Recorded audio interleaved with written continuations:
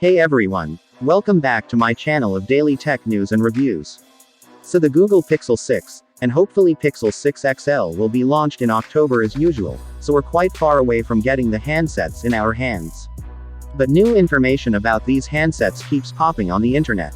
But before further ado, if you somehow like what you see here, subscribe to the channel is absolutely awesome. Now let's get back to the video. Today, we have a few new pieces of information that reveal Google is doing some minor tweaks as far as the design at the front is concerned, also bringing the front camera specifications in line with the best offerings from the likes of Samsung and Apple. Also, I've got some information about the Pixel 5a as well. First up, 9 to 5 Google found codes in the latest version of the Google Camera app that helps give away the location of the front-facing camera on Pixel 6 and Pixel 6 XL. Google is moving the camera position from the left side of the Pixel 5 to the center on the Pixel 6. Not only that, the hole diameter is going to be smaller compared to last year. This should result in a smaller bezel and a higher screen-to-body ratio for the Pixel 6. This also means the time and notification indicators will be moved to the top left corner of the screen, which is the ideal position for it to be. Not just that, but the selfie camera on the Pixel 6 is also getting an upgrade. You see on the Pixel 5, the video recording from the front camera is limited to only 1080p at 30 fps.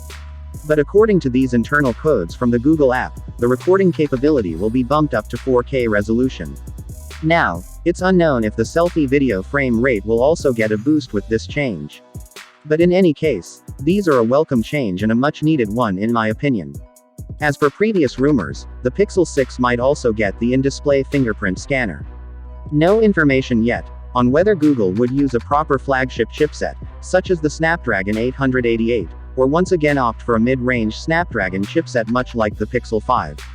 You see, Snapdragon is working on the successor of the Snapdragon 765G, called Snapdragon 775G, which surprisingly is also made from a 5nm process, much like their flagship chipsets. So the performance is going to top notch, and honestly, if you're not a hardcore gamer, or push the handset to its absolute limits, then this new 775G will be more than enough. So even if Google ends up using this chipset to keep the retail price of the handset low, then I don't think that would be a bad decision at all. Anyway, we recently saw the first look of the Pixel 5a in the form of official CAD renders, and it looks identical to the Pixel 4a 5G of last year. But new information suggests the Pixel 5a's selfie camera hole punch is reportedly going to be smaller than the 4a again, for a smaller bezel and a higher screen-to-body ratio. According to John Prosser, Google will launch the Pixel 5a on June 11, which may seem a bit early, but it's noteworthy that the Pixel 4a launch was delayed a couple of times before getting launched in August last year, so the launch is pretty much in line with what Google does every year.